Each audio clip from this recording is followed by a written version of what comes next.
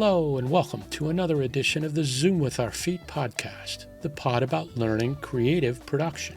With me, your host, TMac, a professional photographer, videographer, and teacher.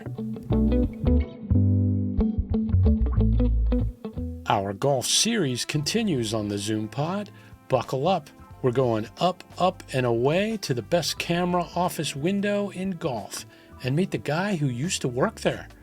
On this episode of the ZoomPod, cameraman John Boedekker joins me to talk about his years flying 90 feet over the course and providing one of golf's most unique shots.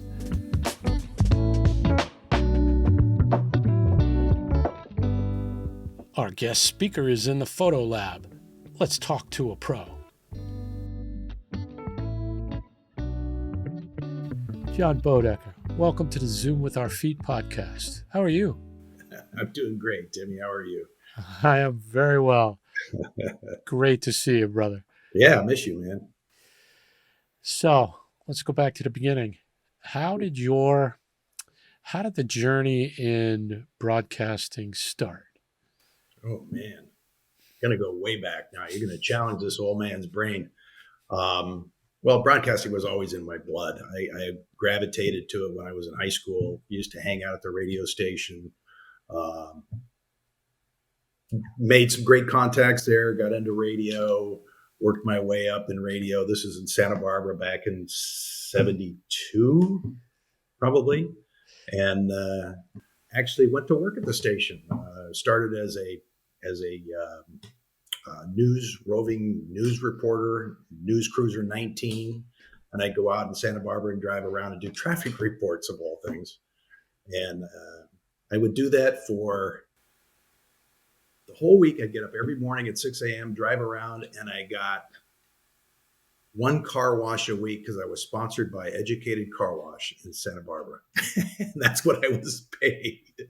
And that's when I started thinking, maybe this isn't the industry to get into. But did work my way into an actual DJ position at one point. I'm not sure if I ever even shared that with you when we worked together in the old days. Worked at KIST in Santa Barbara for a couple of years, and then ventured out. Decided to go back to school. Wound up at San Diego State. Went to work for Mission Cable TV down here, which was a local origination channel. Worked there for a few years, and then doing handheld on San Diego State football games because it was a local origination, very small production, 4-camera shoot, 2 50-yard line, 1 end zone, and a handheld. And I was the handheld, did that for a few years. And then I remember I got a call from this buddy of mine who said, hey, would you be interested in traveling and doing some sporting events? There's this new company that's kind of building up and they're trying to store some video. And I went, yeah, sure. And so next thing you know, I'm doing a football game in Boulder, Colorado, and I'm doing a on-camera handheld on the field. And I pull off the snow-capped mountains to the announcer standing there. And he goes, yes, we'd like to welcome you to our first ever live football game. Actually, it was tape delayed, but it was a football game from Boulder, Colorado. We're going to be bringing you 24-hour days, 7 days a week sports here on ESPN. And I went, this is the dumbest idea I've ever heard.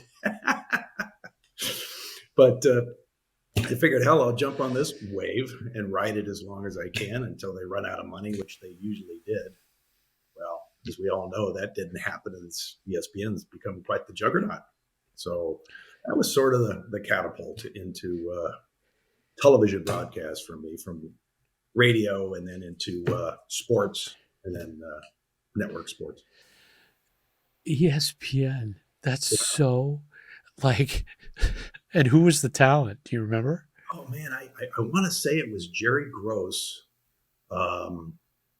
That's at least how I remember it, because I was doing a lot of stuff with Jerry Gross back then. And ESPN they were just banking all kinds of, we were doing Roman Greco wrestling. We were doing 9-ball billiards. I remember we went to Lake Placid and did ski jumping, all this really obscure sporting events because they just needed programming other than the college football stuff, which was really the brainchild of the whole idea, was to bring football, or actually college sports, to the Northeast. And then it just, they got their transponder and realized, my God, we can go worldwide with the satellite transponder. So where did the golf come into the picture? Well, once I started working for ESPN pretty regularly, and they started growing in size and getting more recognizable sports, or a little more mainstream, I got really wrapped up into the racing, and I did a lot of racing with them, a lot of IndyCar back in the early days. And I really liked those shows because they were, as you know, the longer the show, the more money you make. So if it's a big event and you're running a lot of cable, you got to be there, 4 or 5 days ahead of time. And then if there's multiple days, like they have qualifying, and they had, so you're running a lot of cable. You do 3-4 days setting up the cable and building all the scaffold, or building the cameras on the scaffoldings. And then you're shooting for several days. And then you tear it all down on Monday. And I thought, but this is really great because I'm working all these days. I can go from show to show to show, make a lot of money, because it was all about making money. And I thought, this is where I want to go. Drawback, super loud. And didn't really think much of it, but I got offered by TWI, Trans World International. They, Bill Lacey, you know Bill Lacey, called me one time, and he says, hey, we're doing this golf tournament in Hawaii. It's the Kapalua World something Kapalua, back in the old, what the heck was the dates on those? Back in the January. 80s, in January, right? Actually, I think it was near Christmas. I think it was late year, November or December. Did my first golf tournament with him and went, oh man, this is all those days, big setup, all the days that you're on the air, but quiet, and resort communities. You're in a park-like setting, nothing going on. Nice hotels, never work past dark. So if it gets dark, you got to go back to the hotel. We'll finish it tomorrow. All those things that I never really even took into consideration when I was thinking about changing. I worked that tournament and went, oh, this sport's for me. And then I really focused all my attention on that, and kind of worked my way into ESPN and some of those NBC shows. And then it just kind of blossomed from there over the career. And the West Coast is, because of the weather, is early in the season and Sure. a lot of events. So you were traveling a lot, but you didn't have to travel a lot, I bet, for the tournaments on the West Coast. Yeah, it was really nice. Really, golf goes where the weather's nice. And when you worked golf too, and we worked side by side doing the Florida swing for 6 straight, whatever it was, weeks together, in the good old days, as we call it. The weather is going to be nice for golf. That was another good plus. The weather was always good no matter where we went, because the tour follows. You can't play golf in crappy weather. So the weather is normally really pretty good. The more you work, the more you work. So you work the West Coast, and then next thing you know, okay, now I got a Florida swing too. You could really burn out. And I remember we used to talk about that, because we used to say, don't look at, because you're out for 4 or 5 weeks in a row. Don't look at how long you're out. Don't look at how long you got to go. Just take one day at a time and try to make yourself or someone laugh every day. And that's how we got through it. It is. It is. I mean, it was. You helped a lot with that, by the way. It was. If we could remember half of the ideas for stuff that we came up with sitting in golf carts, millions, I'm telling you, millions. Oh, yeah. So within golf, there's, and I'm hoping to get into it more this month as we do this series of different jobs in golf. Even within the camera department, let's say, there's different types. I never personally walk the fairways, and it's probably a good thing. But I spent much of my time up on towers or on those low cameras next to towers, or in NBC's case, the little wheelie truck, the rats. Uh, we nicknamed them the Rat Patrol for driving around and reconnecting at different spots. You followed a slightly different path. Tell me about your path in the camera world in golf. Right. Well, I gravitated to the handheld position. I'm not exactly sure why. It's a very dynamic position. It's very visual, super creative, lots of flexibility. You're really, when you're on a tripod, you're limited. You can't move that tripod around. That thing weighs a ton. Different angles, you're kind of stuck with whatever the director, the angle that you have. The director wants that angle, you're kind of stuck with that. So he's thinking of a studio configuration camera, and he's seeing what that's going to provide for him for that particular event. Exactly. Handheld, you're free, man. You can walk around, you get different angles. You got to think about where the sun is. You're doing an interview. Do I use the lens to zoom in tight? Do I walk in? Do I walk around? It was so visual. And I remember one of the things I learned, I was doing Aztec football at the time for the local origination. I was doing handheld, and I was on the sidelines at Qualcomm Stadium. We were setting up to do the Aztec game, and NBC was going to be in the following day to do a Charger game, and they were also setting up. And I met this guy named Corey Leibel, who was working for NBC. Corey, one of the top handheld cameramen NBC ever in existence of NBC for handheld sports. And he was on the sidelines, and I was kind of just chewing the fat with him. And he had this weird little device. Yeah. No, it wasn't the arm thing. It was like a 2-axis. He got it at Home Depot. I went and got one too. It was just this silly little, but what he did is he taped it to the bottom of his handheld camera, to the locking mechanism that would normally go on the tripod.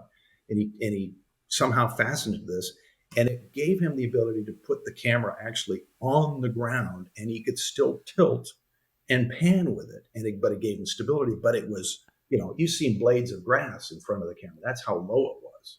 And I thought, wow, that's a real good example as to really thinking outside the box, really going low and creating this whole different look that no one had really ever seen before. And that's when I just thought, okay, I want to do that too. Kind of stole the idea from Corey. Nobody else knew it and then I started using on the Aztec games. You liberated the idea. It was an homage. You didn't steal it. Yep, I completely liberated it. And a little shout out to Corey for that, because I thought that was an amazing idea. In the photography world, what some of the guys do, the lenses have a foot on the really long still photography lenses. Yep. They'll put a pistol grip because it's got the 1/4-20, and they'll twist that on there. They set those on the ground. Yep. And that, getting low in photography is a sort of go-to type of look in photography. So you see guys shooting football, guys shooting soccer, laying on their bellies in the center field position. Right. Shooting in that slightly up angle, and they use a hand grip that would go like on a cage rig, and they screw it right up on their shoe on their big lens, and now they've got a post, and like you say, they can tilt, they can pan, they can tilt, and they're off to the races. Yeah. But you have to walk in golf. Oh yeah, a lot. A lot of walking. Oh yeah. Talk about. So you are. Explain the positioning. So there's a guy on a tower. There may be a guy on the ground. There may maybe some guy on this hokey little truck driving around. Kind of the things that I do. Right. But this is essentially a reverse angle in golf. Yes. So on the tower ball going up, that's sort of the standard that everybody sees, or the Right. faces, Sure. right? Everybody sees that kind of stuff. But this, Mr. Bow, is almost a reverse shot if I'm throwing out filmmaking terms. Talk about it from behind the golfer or Yeah. just in front of it, that kind of thing. Yeah. It's almost 90% of the handheld stuff is behind. If you're out in the fairway, you're behind him. Today they're using a lot more handheld configurations on tripods in the fairways to do catches. CBS does a lot of, they call them the minis. They take the minis out, they set them up in the fairways, and they'll do some catches from tee shots, following the ball off the tee, and then rolling it into the fairway. When we were at ABC and NBC, didn't do a lot of handheld at NBC, did more handheld at ABC when we did golf at ABC Sports back when ABC did golf. We had the balloon for the RFs. So we were wireless handhelds, which allowed us to go basically anywhere on the course that we had line of sight to this inflatable, helium-filled giant balloon that would literally lift up off the ground. We'd send up every morning, and it would have the RF receivers underneath and all the handhelds. And there was 4 of us. We would go out and we could go anywhere on the course as long as we could see that balloon. We could send live audio and video to that. So we would literally hop in the carts. They had carts for us with 100 feet of cable, and we would drive down the fairways with the players. The players would be walking. We'd race down and get down there and jump out of the cart.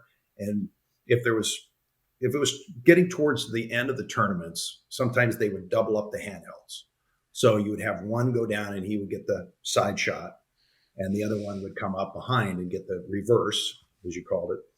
And the players, the interaction from the side shot, you get the caddy and the mic, get the mic right in there, and you get the sound of the caddy and the player talking about what club they were going to use. And then he would step back once he pulls a club.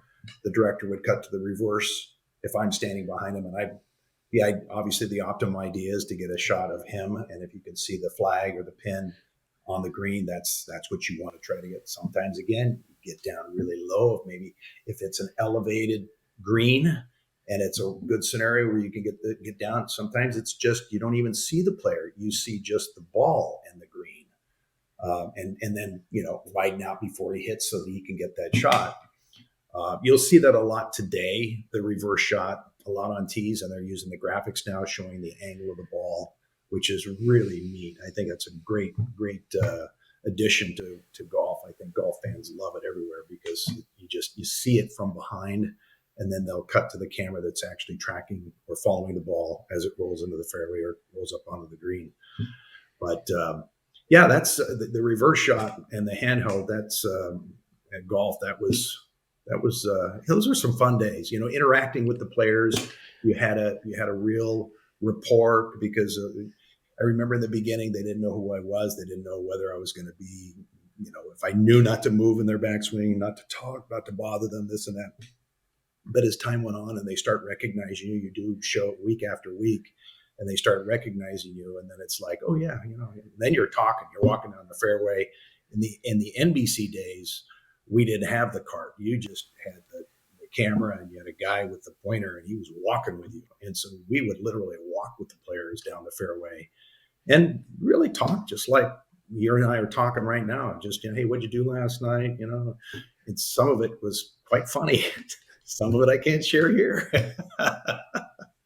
But yeah, just some great memories, really great memories, and really great players. One I'll never forget was walking down the fairway with Arnold Palmer, and we were just walking, and he was with his caddy, and he kept coming over closer to me and closer to me and closer to me, and he was actually hurting me. He was kind of moving me over to the side of the fairway. And he gets to one point, he goes, watch out. And I look over, he was going to walk me right into a back of another cart that was there. And he started laughing. He was just messing around. But that was one of the moments I had with Arnold, which was a treat for me. So you didn't walk the fairways, stalk the fairways your entire career. You are known for this other type of camera work that is visually off the charts. How, but I'm interested because you were, I don't remember you not doing it. So how did that start? How did you transition from getting herded by Arnold Palmer to working a crane camera? Well, as I mentioned earlier, golf, as you know too, especially the U.S. Opens, are extremely physical. I mean, you make 2 trips around 36 holes, following 2 groups, chasing them from fairway to fairway. You're pretty wiped out. And it got to a point where I just went, and it was after a U.S. Open, and I just went, I can't do this anymore. I'm maxed out. Back can't take it anymore. The walking can't take it anymore. I had put a few pounds on, which probably didn't help. So I went to Bucky Gunts, the director at NBC, and I asked him, I said, look, if there's any place else you can use me, I would greatly appreciate it. And he said, well, there is another spot that I could put you. I'm not sure if you'd be comfortable with it or not, but we have the Bay Hill Classic coming up next month. And if you'd be interested in operating on top of the Bay Hill Tower, which was 11 sections, 8 foot a section, no rails on the top, just a flat top with a monopod mounted in the middle of it. So I could actually 360-degree turn at that height, right on the golfers right off the 18th fairway at Bay Hill. I went, hey, I'm up for whatever. If that's something I can evolve into, I'm all for it. Until I got up there.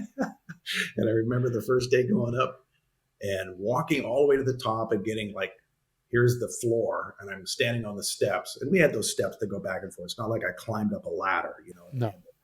So the steps, I get all the way up, and I'm kind of looking over at the pedestal, and I'm thinking, and I look at me. They say don't look down, right? No, I didn't do that. I'm like, oh, this is not good. And literally, I climbed over to the camera, had a full harness, latched into my harness, climbed up the monopod, stuck my face in that 2-dimensional black and white world, and I stayed there. As long as I didn't take my head out of that black and white world, I could walk around, didn't have any problem. And then at the end of the day, I took my head out, shimmied down the side, crawled over to the edge, and went down and did that for 5 days, rehearsal in the 4 air days. And on the last day, I kissed the ground and I said, I am never going to do that again. And a couple of weeks later, I was up doing it again. And then after that, it became the crane. So then the crane kind of materialized, there were some shows they did the Bay Hill Tower, which is what NBC had called any tower that was over, I think, 8 sections or something, they call it. And so the Bay Hill Tower was on, it wasn't just for Bay Hill. If they had a Bay Hill Tower, it could have been at any tournament. It could have been at the Honda. It could have been at any one of their tournaments. But the high towers, they called the Bay Hill. They started transitioning over to the crane, which was way better because you don't have to climb anything. It's on the ground. The camera's on the bucket. You climb into it, and the operator just sticks you 120 feet up in the air. Yeah, exactly. And I found that to be my world. Absolutely was drawn to that. Loved it. Tiger was still, when I started doing that, Tiger was still new in his career, and I could go up there, and I was never bothered by anybody saying, "Hey, have you seen Tiger? Do you know when Tiger's coming? Where's Tiger? How's Tiger doing?" It's a long way to go to ask that question, and nobody wanted to shimmy up there to ask me that. So I felt it. There was a lot of peace and quiet up there for me. I enjoyed it. How did that feel? That was like you would go up, and then there's all this chaos going on, and then it's so funny. I would hear you. You had these sort of scheduled, or you would come on and say, "Hey, whoever was directing, when's a good time?" Yeah. and because they totally forget about you. Tell me about how it was once you were up and you were set and you were kind of in show mode. Um, Nobody was banging on the side of your tower. Nobody No, was even around. no, I was in my own world, like I said, 120 feet above. They always put the crane on the signature holes. So I was always over the most beautiful holes. Um, Tournament play. So you have all the color of all the spectators. And these were big tournaments. My favorite was the players. They always positioned me in the back behind the 17th green at the players, the island green. Um, the players would always look up to the tower to see which way my flag was flying, which is another story about the flag. I'm not sure if you want to go into that, but I was going to ask. Keep going. um, the colors, the energy, all being focused in that one area around 16 green, 17, and then the 18th tee off to my right. And you could feel the energy. I could feel the energy, early in the day when I'm up there and there's just a smattering of early players coming through. But then as the day goes on, especially on the final round, you could feel that energy building and the crowds start to gather and the cheers when the ball would go in the water, or the cheers when the ball would hit and roll up close to the pin, or sometimes roll into the cup. And those are times I will never forget. When Freddie hit it into the cup, that was like the sound was amazing. And then obviously the famous "Better Than Most," Yep. with Tiger hitting that 60-foot Yep. putt that went all over the place before it dropped in. I think that's the loudest and maybe the most exciting moment I had ever experienced in my career of golf, was when that ball went in. That was pretty tremendous, and it blew right up to me too. I mean, it was overwhelming. So let's, since we're at the players, let's talk through that shot, because I think what people don't realize, and this is true for a lot of cameras in golf, is they'll have multiple responsibilities. Mm. So that one camera position, as you said, was sort of central to 16 fairway, 16 green, 17 tee, 17 green, and then if you spin, you have 18 going away towards the 18th green. Right. So you have a myriad of different shots that you quite possibly could be responsible for. And if anybody goes in the wherever, you are the sort of natural place that they looked for balls that had gone astray. Sure. Talk about and Bay Hill is sort of the same. It's that tee shot. So talk me through a tee shot or a fairway you pick, and what is your mindset? How are you positioning yourself? How is the because at the apex it's crazy speed. So talk me through you pick and why that camera is where it is. Right. Well, let's go back to the players, because that's probably the easiest one for me to, and I think a lot of people watch that. So you folks out there possibly watching this, golf fans, you're going to be very familiar with the Players Championship. My primary responsibility is at NBC on the crane. In that position, my primary responsibility was tee shots at 16. That I was the only one that's going to be able to see that. There were no other cameras assigned to that, so that was my number one responsibility: tee shots at 16. Once the players were down in the fairway, then I could.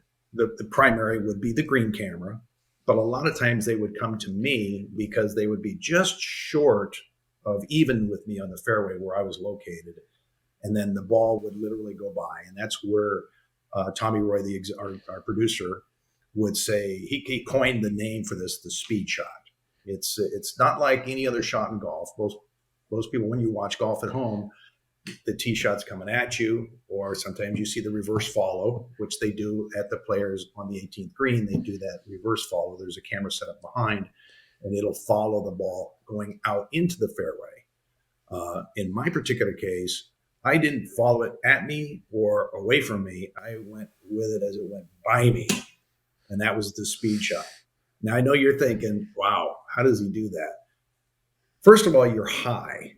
So the real advantage, and I'm going to share this, and I don't normally share this with anybody because it's a lot easier than you think. When you're on the ground and the ball gets hit, whether it's going to the green or it's going away from you or with you, whatever, that white ball against a light colored sky can be blue, or if it's cloudy, a white ball against a white sky, that's tough. But when you're up and the ball is coming under you, it's white against green or white against dark trees, or it's white. There's a very definite change. I mean, it sticks out way easier than it does in the sky. So that's a little bit easier. Granted, you have to speed down. So the speed is that's just, you get used to the particular player. You get used to the shot. You go up, you're up there early in the day. You get a feel for that motion. You start here. And I literally would plant my angle, and I'd be looking at the viewfinder so that I could turn the camera without having to walk around, because up that high on the crane, when you try to walk around, it bounces. So you don't want to have that bouncing going on. So you want to try to, and I loosened the viewfinder and had my viewfinder shade, which we all have. You know, it's funny because I actually found the shade. I still have mine. Do you still have it? Oh, yeah. The shade extension with a little padding, and it literally allowed me to lock out all the light, basically no light whatsoever. You know what I'm talking about. And I could move that viewfinder, would swivel like that, and it would allow me to not have to walk with it. And so that kept the ball smoothly going through the speed shot, and they carry it down onto the green. And there were quite a number, and I'm sure they found a place for it in a lot more tournaments. Is there a speed shot like that at the Masters? There is not that I'm aware of. In fact, for many years, they didn't allow the crane at the Masters because visual is really important. The spectacular, the aesthetic of Augusta National is not to be messed with. You know, I mean, its natural beauty is you don't want to be repainting that painting. You know, I think that I haven't been there in many years. They may be open a little bit more to the idea. I'm not sure if they're doing it yet, but I have yet to see a speed shot at the Masters. I'm unaware of it. I think I would notice it if they did. I'm not saying that they're not doing it. I may have just missed it, but to be honest with you, I'd be surprised if it's there, if they're doing it. But no, that's not that I'm aware of. How many? Speaking of Masters, it's April. How many did you do, and where did you work? I did. I think I probably did 4 or 5 of them early on. I did them when Frank Chirkinian was the producer director. He did both positions back then. Amazing. The hair comes over my arm just thinking about how lucky I was to work with such a legend in golf, and getting to know him and what a character he was. Just an absolute wonderful human being. I've never laughed so much, to the point where I'm trying to follow golf and I'm laughing so hard that now it's shaking and then he would always make a point of it, stop laughing, and cuss you out for laughing or bouncing the camera. But when he left, it was just different for me. I really enjoyed working with him, and when he left, I just didn't really enjoy the environment as much as I did before, and so that's when I left. So I think I was there about 4 or 5 years, but I never went back after that. So you're up on the crane, and you, at what point did you say to yourself, man, I got some pictures I can take from up here. How did that start? And we'll talk about where it went. But when did you get that? I would assume pretty quickly. You're like, whoa, look at it up here, and start taking still pictures. Right away. I mean, right away. I mean, it's once phones started having cameras in them, it was just a natural for me, and it was just I'd take a picture and I'd post it on Facebook. Here I am here, here I am there. And I was just sticking them in my Facebook page, and I was working the Phoenix Open, and one of the guys I was working with, who I didn't work with a lot, came up to me and he said, "Hey, I love those pictures you've been posting on Facebook." He said, "Can you compile those into one file on Facebook? Because I hate having to go through all your stuff to try to find another picture of it." And he goes, I said, "Well, yeah, I could probably do something like that." And he goes, you might want to think about maybe even putting a book together, because those things are, pretty nice. And I thought, yeah, well, whatever. And it was really ironic because it was coming up on the end of the season, and I got one of those flyers in the mail to do. God, what was the name of the company that was doing it? They do a little book for you. I forget the name of it. Shutterfly. So it was a little Shutterfly promotional thing, and it said, we'll do 10 pictures in a small book, and kind of promoting. And I went, I'm going to take a few of these things and put them in the book, and I stuck them in there. They sent it back, and I showed it to my wife. And I went, "This is actually kind of cool." And she goes, "Well, let's look deeper into this." So I went and I gathered more pictures, and I kind of put a prototype together, and I went back to NBC once I got it all done, because now I'm excited about this idea. It's just pictures. There's no writing, and I'm not an author. I don't write stuff. I just stick pictures in a book. So no stinking words. Yeah, no words necessary. So I went back to Tommy Roy, our producer, and I said, "Hey, I've got this idea.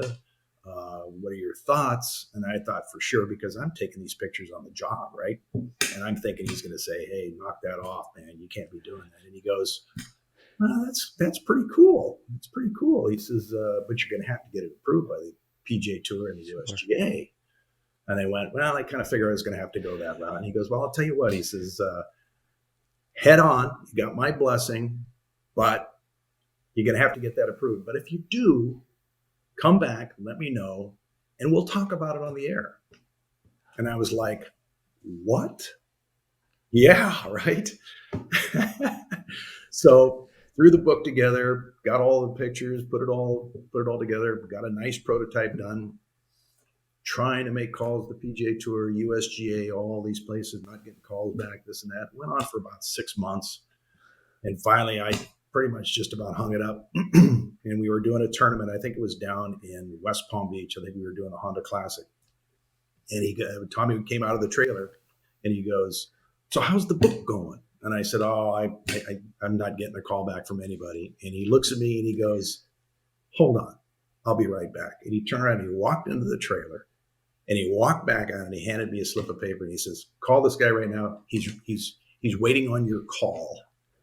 So I called the number, and God, I wish I could remember the gentleman's name, but I remember him saying, "Hey, Bo, how you doing? What do you got going on? How can I help you?" And I went, "Oh man, you got to be kidding me!" And it just rolled from there. We were able to get an agreement put together. The USGA jumped on board, so now I have the book ready to go. It's just a matter of figuring out how we're going to publish it, and how many do we need to make, right? How many do we need to print? And who prints it? Yeah, and who prints it? Exactly. You and I, it was early in the morning. We had left the compound, and we had our little secret spots, and we were sitting and we were hanging out, and you say to me, somewhere in this process, you say, "Yeah, I got this idea," and you tell me about it. And I remember, with my photography background, I'm like, "Dude, you have to do that." That's that's like nobody else's perspective on the game. Everybody thinks they've seen everything there is to see about golf, except the guy who's 90 feet in the air Right, every week. right, right.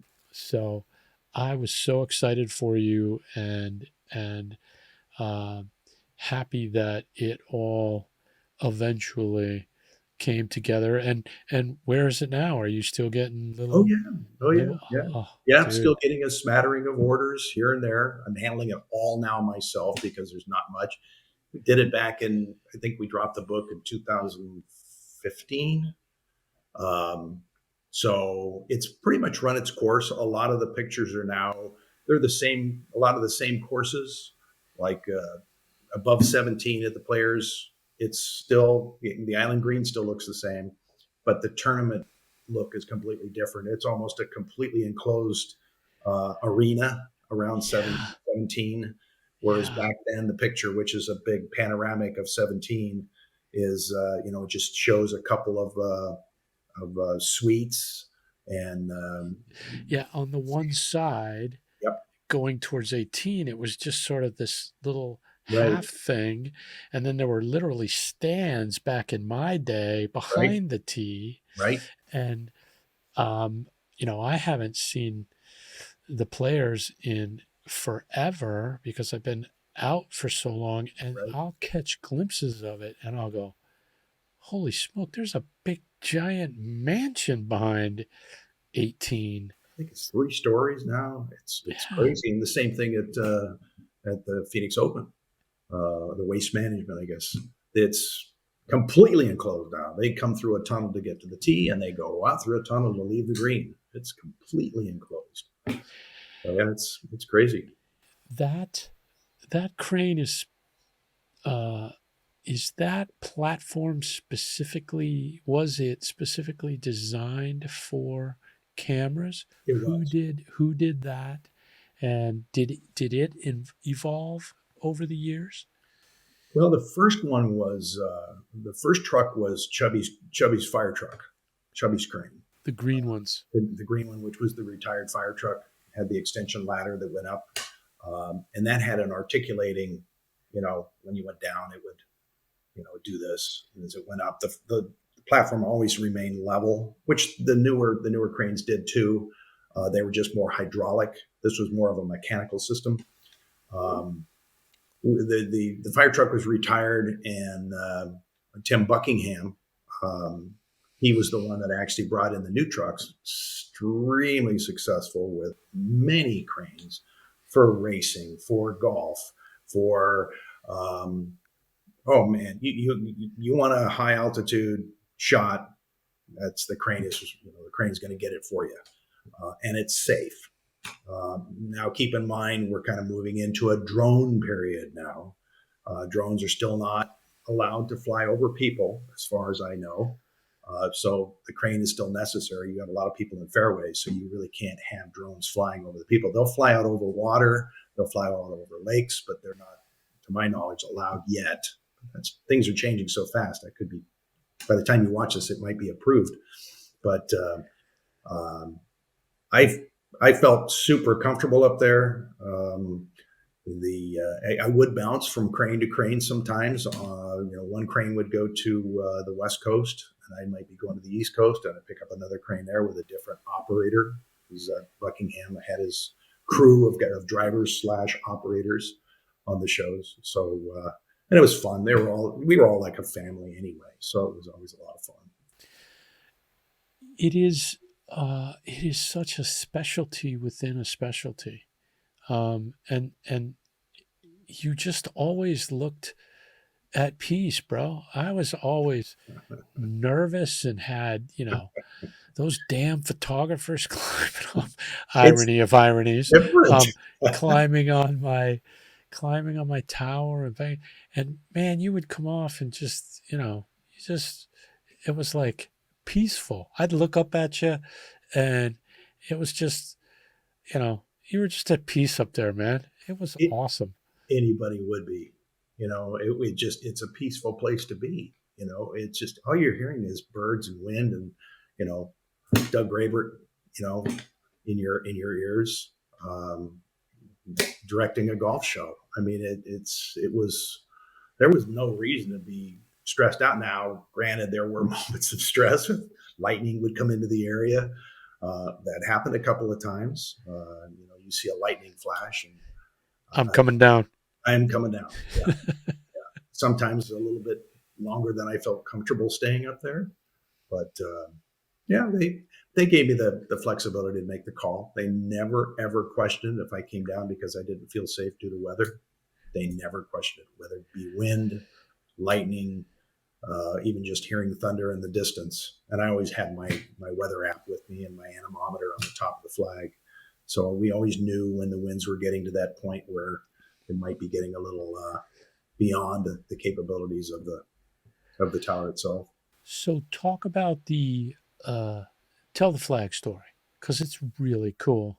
Well, the flag, I had been doing the crane for a while, and this was right after 9/11, and we were doing the Players Championship down in Houston, and it might have been the week after or a couple of weeks after, and there were flags everywhere. There were American flags flying everywhere. They were on the top of all the buildings, and this groundskeeper came up to me and he said, "Hey, would you be interested in flying one of our flags on the top of your crane?"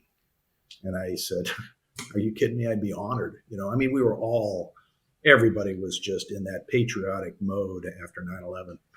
And it flew with me all weekend. And at the end of it, I asked the guy, I said, "Hey, so here's your flag back." And he goes, "No, keep it." And I went, and that very flag flew with me for the rest of my career. Every tournament I worked, including the Players Championship, when they honored Arnold Palmer after he passed away, and they came out and they asked me, "Would you mind flying Arnold's umbrella flag, his logo, instead of the American flag?" And I said, "I get where you're coming from, but I can't do that." I'm on a streak. Yeah. Well, not only that, but I love Arnold to death, but that's the American flag. And I told him, I says, "Leave Arnold's flag here and we'll come up with an idea." And what we ended up doing is we left the flag at the top of the crane. And when I went up, we had a hanging pole. So as I went up, the Arnold flag hung below me. So we were able to fly them both. And, do you still have the flag? I have both flags. Yes, I do. I have the original American flag, which is now wrapped up in a little triangle thing, and I've got Arnold's flag that they let me keep as well. Well done, sir. Two great memories. Yep. I could tell this story. I've been out of the game for a long time, but when you're up on a tower, and this was sort of in the earlier days when they didn't really have scheduled people to be relief guys. So at the end of my career, I gravitated towards that position. I was older, I could handle the whatever. And so I was a relief guy at the opens and the big tournaments. Sure. And, had everybody on a schedule, and I'd show up and I'd tap my ring on the bottom of the thing and relieve people and give them their half hour, 45 minutes.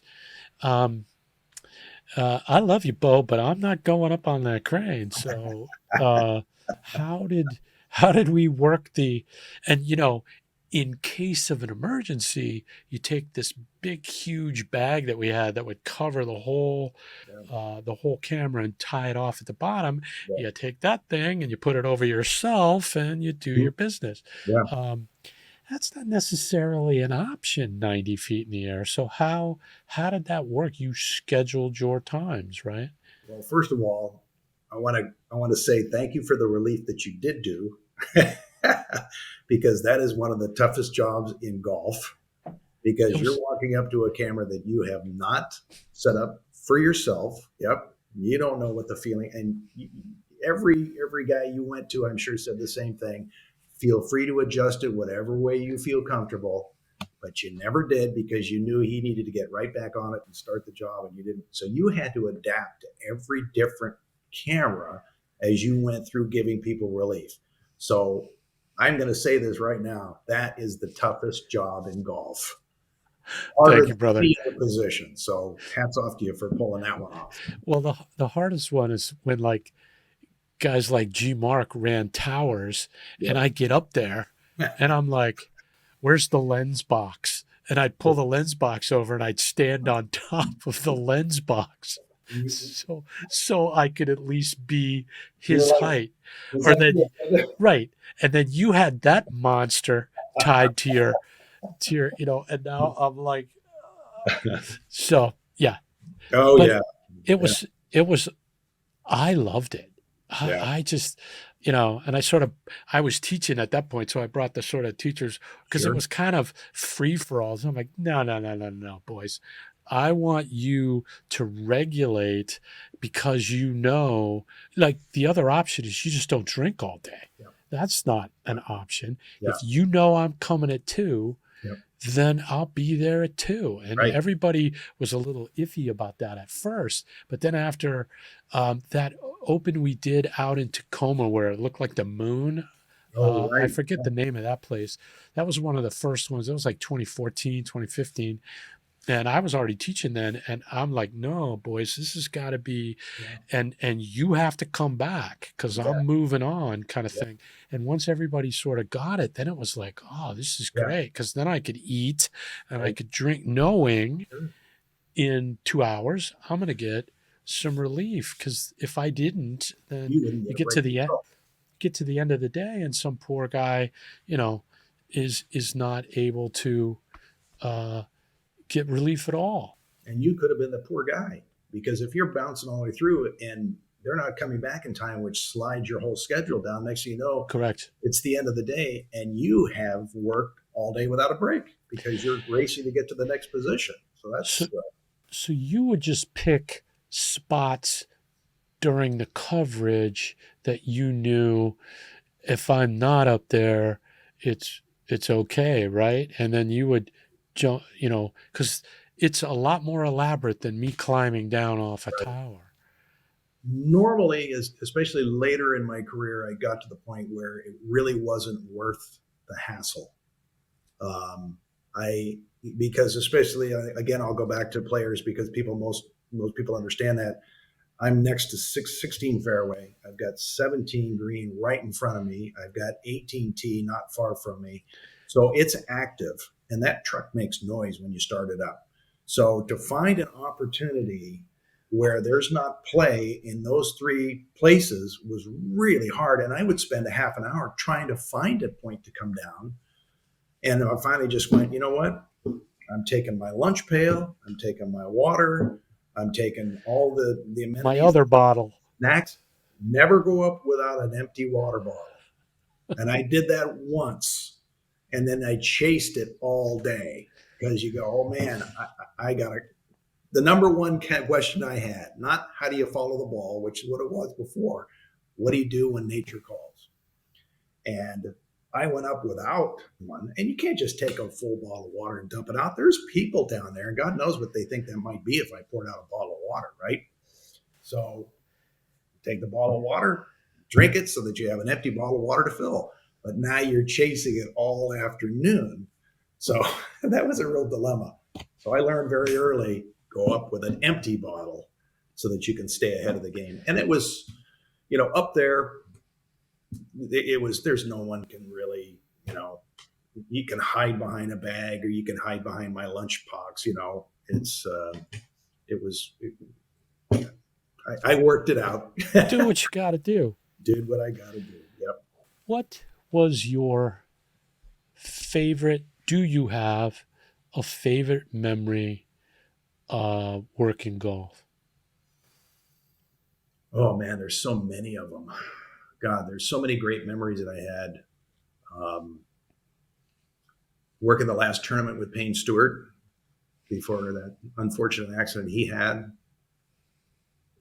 A chance to, we actually had breakfast together a couple of days before, just in the hotel, the food area of the hotel. We were kind of getting food at the same time. That was a real tough one for me. The better than most. Yeah. But that's definitely up there. Um, there was you could probably relate to this. There was I believe it was a Ryder Cup that we were doing. And you remember when we used to go do the Ryder Cups, we would fly and then you would get to whatever country you were in, try to acclimate your clock, go out, and then it was like, okay, set up, get everything configured the way you needed to do. And by the time you were ready to rehearse, the players had already practiced and they're off the course. So you never actually got a chance to see what the ball looked like. Horrible scenario. And, same thing up on the crane. You don't know what you got. And they always put me on the first green or in the first tee, area. I always had the first hole. And Opening shot. Oh my God. Yeah. The opening of the show. Here's the first tee shots of the US Open on. And I'm just like, I'm gripped onto it thinking, what's this ball going to look like coming out? But there was one where we actually were able to rehearse. And I can't remember which one it was, but I remember, okay, I've got this. Okay. So I know what it's going to look like. Confidence, as you know, following a golf ball is 80% confidence and 20% ability. If you think for a split second in the middle of that backswing that you might not see it, you're not going to see it. You got to believe you're going to see it. So confidence is huge. So going into this first tee shot of the opening of the Ryder Cup, I have the confidence. It's very, very high, and I'm relaxed.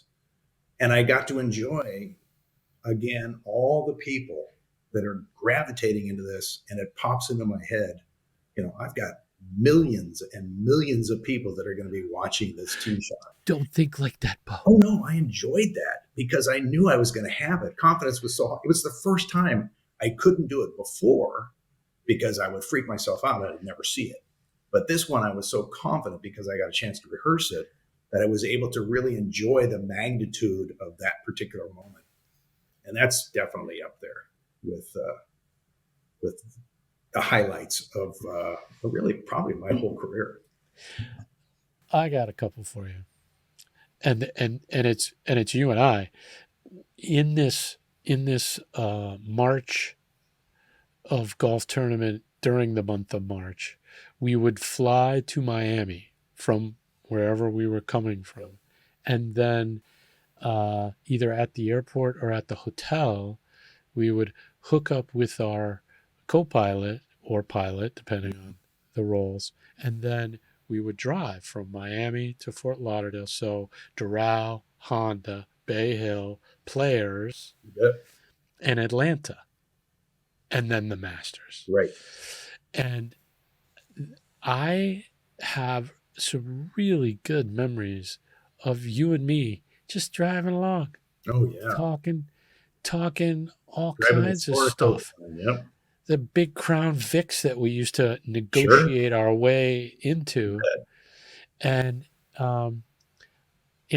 it's related but unrelated, but it was so nice to be able to just, get to know somebody and talk about whatever.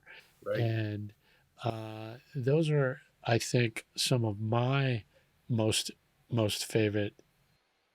Well, that's the family. That was the family we were, and we had to be family. And I think what really, really makes this industry so great is the personalities.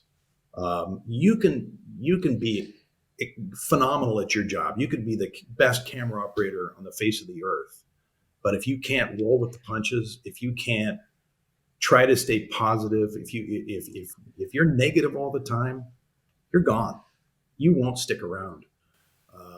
That's why I was saying when you're on the road a long time like that, try to laugh every day.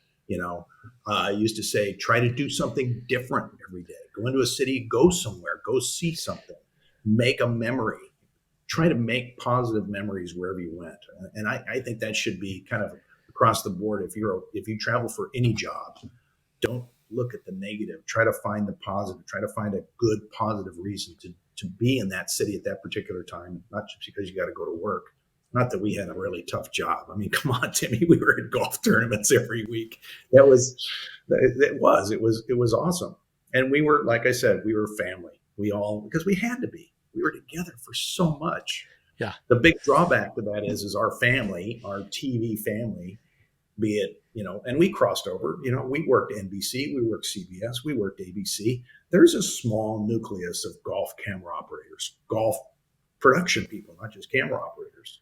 It's a small number of people, but in the big scheme of things, there's a lot of people involved in that. And as we're all getting older, that's the horrible part, is that now we're starting to lose them.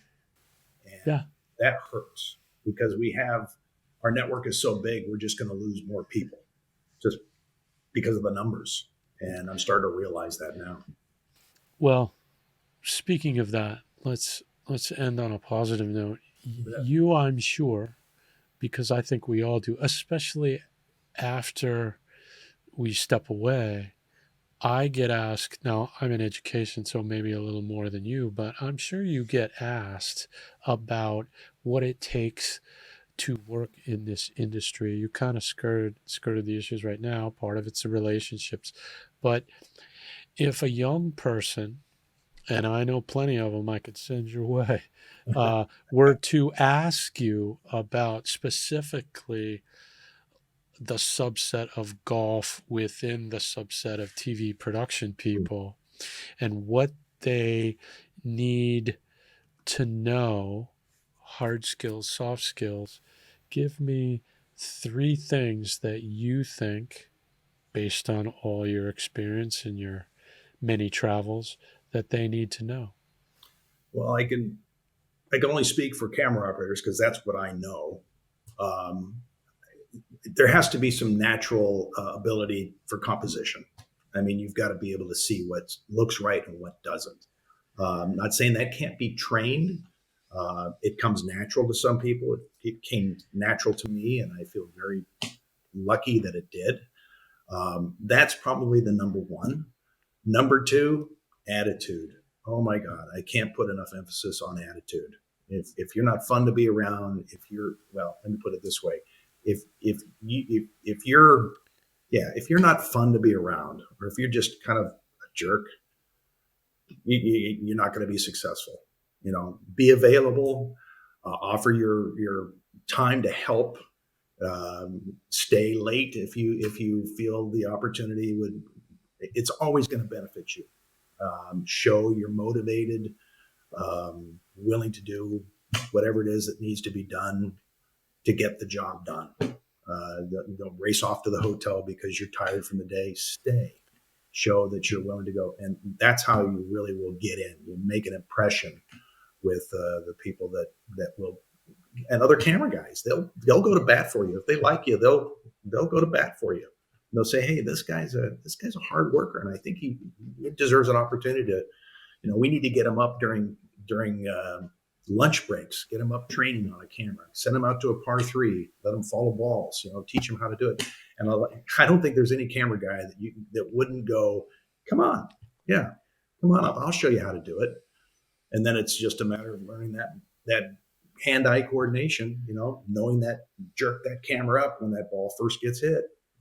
Wait till it gets to the top of it, widen out as it comes down. And remember, when in doubt, widen out.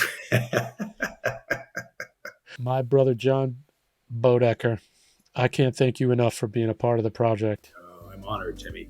I'm here for you anytime. We're family. We are family. Enjoy your retirement, brother. Thanks. I appreciate it.